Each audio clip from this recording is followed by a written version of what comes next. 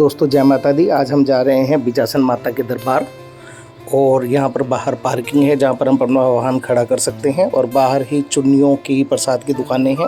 नीचे यहाँ से दरबार की चढ़ाई शुरू होती है।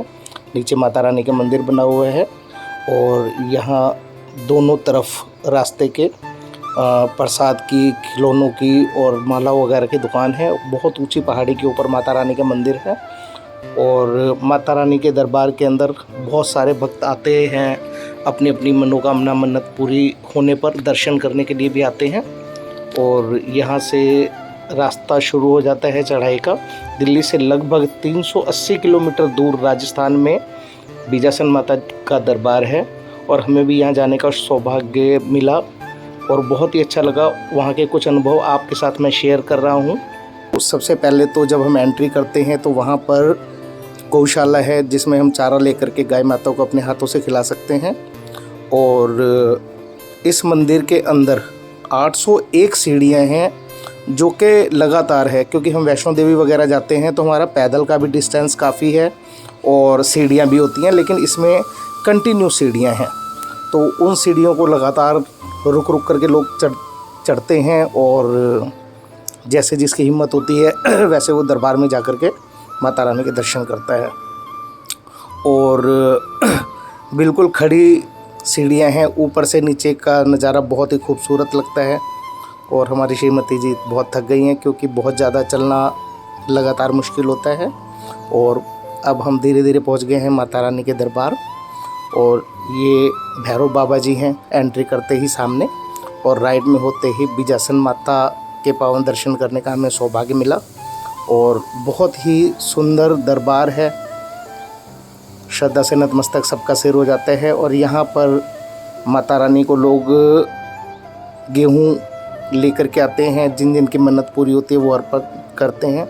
और ये यात्रा शुरू करते टाइम जो लेडीज़ हैं ये दिखी थी हमें नीचे, और अब ये ऊपर आ गई हैं और ये ना दंडवत करके लेट करके अपनी यात्रा को पूरी कर रही हैं। नारियल आगे रख देती हैं, फिर उसके बाद चढ़ती हैं, फिर लेटती हैं।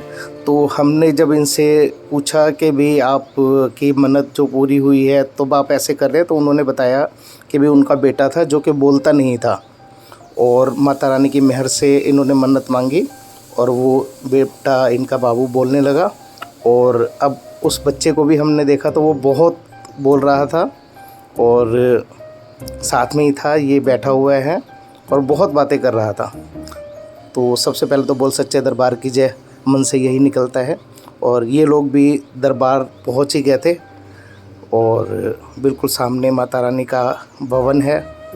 ये लोग भी दर्शन के लिए अंदर जा रहे हैं और हमने तो खैर दर्शन कर लिए।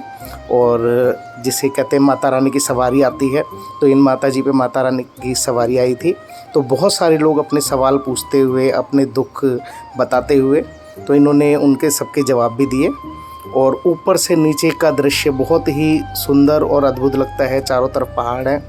कई लोग अपनी मन्नत मांगते हैं तो बकरे छोड़ करके चले जाते हैं, तो बहुत सारे हमें बकरे भी दिखे रास्ते में। और रास्ते में लोग झूमते गाते नाचते हुए आते जाते हैं। तो कई जगह ढोल वाले थे जो ढोल बजा रहे थे और लोग नाचते गाते झूमते हुए माता रानी के दर्शन कर रहे थे आते जाते। और सबसे अहम बात जो कि विश्वास ही नहीं होता आज के टाइम में, यहाँ पर इन्होंने चेतावनी लगा रखी है कि भी इन सीढ़ियों पे रात के समय अकेले ना जाए, ग्रुप बना के जाए, क्योंकि रात को पैंथर, चीता, तेंदुआ और रात के अंधेरे में बघेरा वगैरह सीढ़ियों में आते हैं। लेकिन ताज्जुब की बात है किसी को भी नुकसान नहीं पहुंचाते। और नीचे जब हमने दर्शन कर लिए तो शुरुआत में ही मंदिर है माता रानी के, जहां माता रानी 7 बहनों के साथ साक्षात विराजमान रहती हैं। यहीं से यात्रा शुरू की थी हमने और अब हम वापसी दिल्ली जा रहे हैं। जय माता दी। आप सभी को ये रील वीडियो कैसे लगी आप ज़रूर बताएं। जय माता दी।